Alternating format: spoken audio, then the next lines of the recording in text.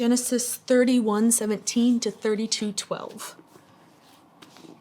So Jacob put his wives and children on camels, and he drove all his livestock in front of him. He packed all the belongings he had acquired in Paddan Aram and set out for the land of Canaan, where his father Isaac lived.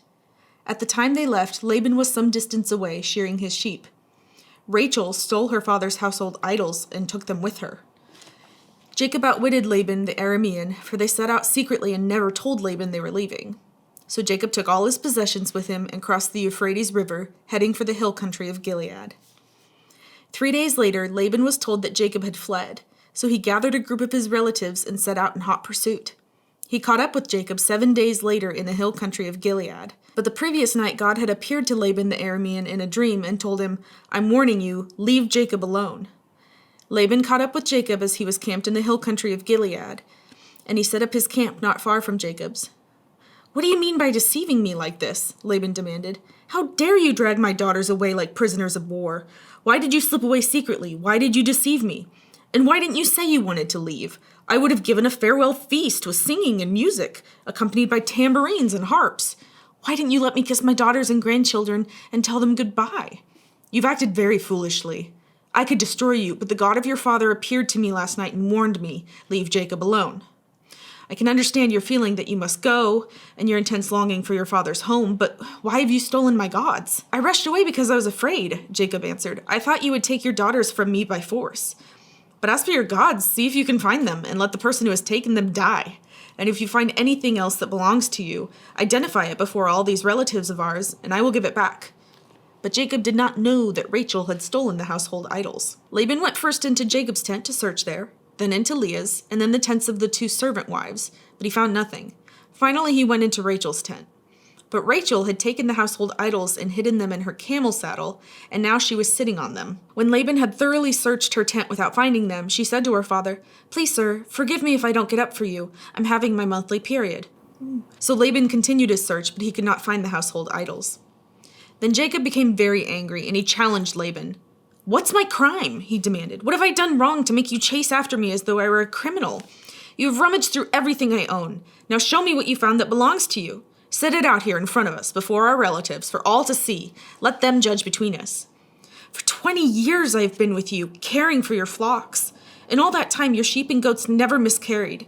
In all those years, I never used a single ram of yours for food. If any were attacked and killed by wild animals, I never showed you the carcass and asked you to reduce the count of your flock. No, I took the loss myself. You made me pay for every stolen animal, whether it was taken in broad daylight or in the dark of night.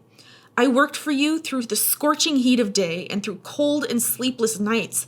Yes, for 20 years, I slaved in your house. I worked for 14 years, earning your 2 daughters, and then 6 more for your flock. And you changed my wages 10 times.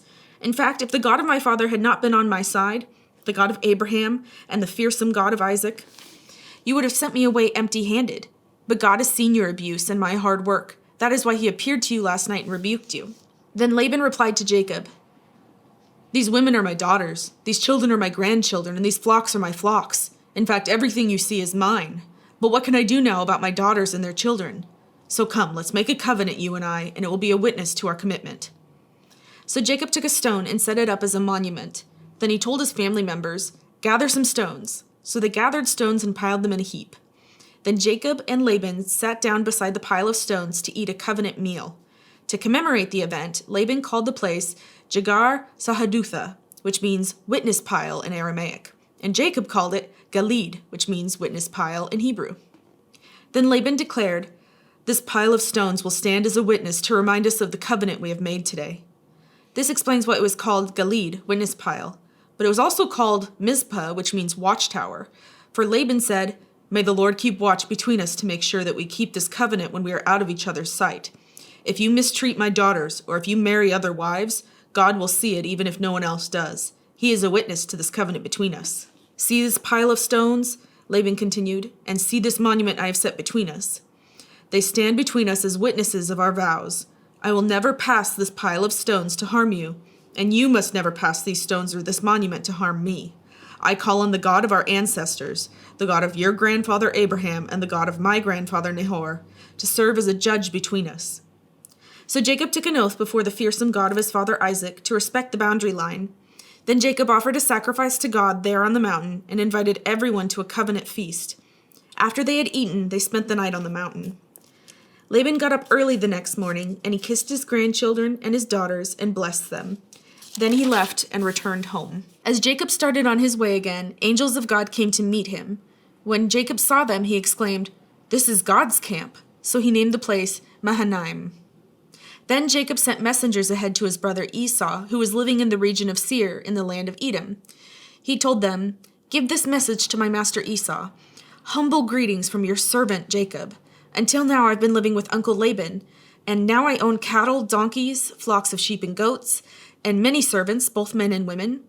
I have sent these messengers to inform my lord of my coming, hoping that you will be friendly to me."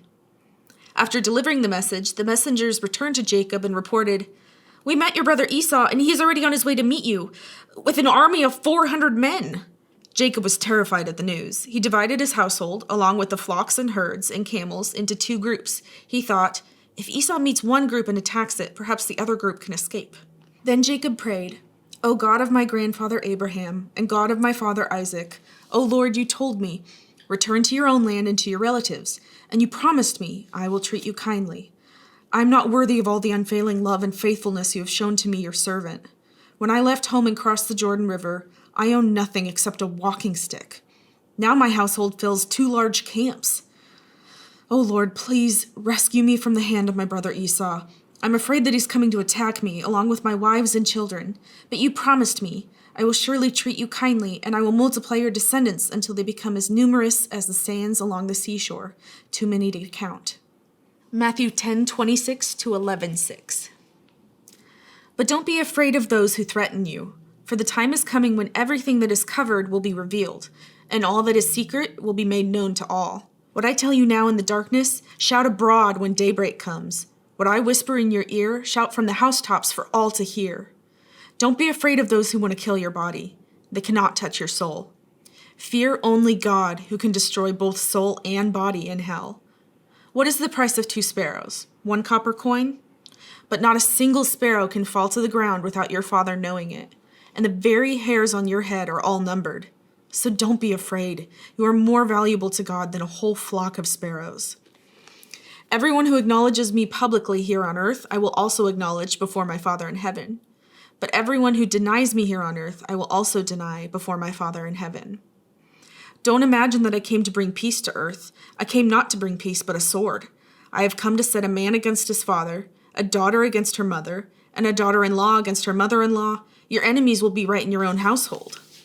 If you love your father or mother more than you love me, you are not worthy of being mine. Or if you love your son or daughter more than me, you are not worthy of being mine. If you refuse to take up your cross and follow me, you're not worthy of being mine. If you cling to your life, you will lose it. But if you give up your life for me, you will find it. Anyone who receives you receives me, and anyone who receives me receives the Father who sent me. If you receive a prophet as one who speaks for God, you will be given the same reward as a prophet. And if you receive righteous people because of their righteousness, you will be given a reward like theirs. And if you give even a cup of cold water to one of the least of my followers, you will surely be rewarded." When Jesus had finished giving these instructions to his 12 disciples, he went out to teach and preach in towns throughout the region. John the Baptist, who was in prison, heard about all the things the Messiah was doing.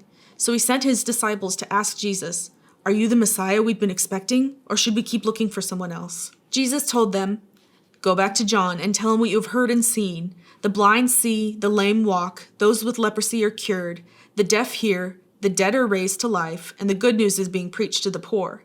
And he added, "God blesses those who do not fall away because of me." Psalm chapter 13. O Lord, how long will you forget me? Forever? How long will you look the other way? How long must I struggle with anguish in my soul, with sorrow in my heart every day? How long will my enemy have the upper hand? Turn and answer me, O Lord my God. Restore the sparkle to my eyes, or I will die. Don't let my enemies gloat, saying, "We have defeated him." Don't let them rejoice at my downfall. But I trust in your unfailing love. I will rejoice because you have rescued me. I will sing to the Lord because he is good to me. Proverbs 3:16 through 18. She offers you long life in her right hand, and riches and honor in her left. She will guide you down delightful paths. All her ways are satisfying. Wisdom is a tree of life to those who embrace her. Happy are those who hold her tightly.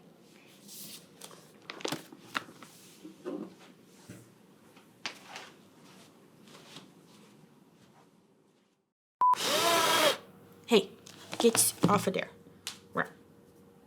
It listened to me when I forced it to. So he named the place Mahanaim. Mahanaim. Oh Lord, please rescue Mumi. Psalm 13. These pages are so hard to turn.